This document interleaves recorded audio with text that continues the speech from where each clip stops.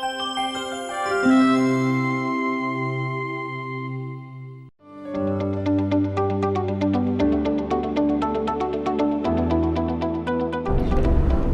everyone.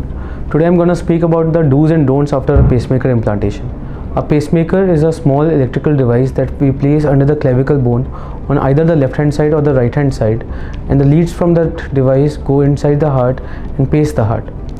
Once the pacemaker implantation is done, we ask you not to wet the area for minimum of 7 days after the procedure. And you can take bath, but you should not wet the area. You should not lift that arm above the shoulder level for minimum of 2 weeks after the procedure. You should avoid sleeping on the same side of the procedure for a minimum of 2 weeks.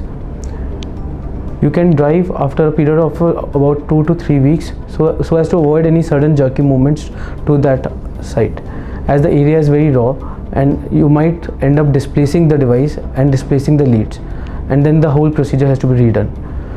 You can travel via airlines, but you have to avoid the hand metal detectors. You can travel through the screens, but the personal, if they ask you, you can show them the ID card that you are carrying that's given to you after the procedure implantation. Most critical after the pacemaker implantation is to do a regular follow-up. First follow-up will be after 7 days after the procedure, where we check the suture site for any signs of infection, any swelling, any hematoma that needs to be taken care of.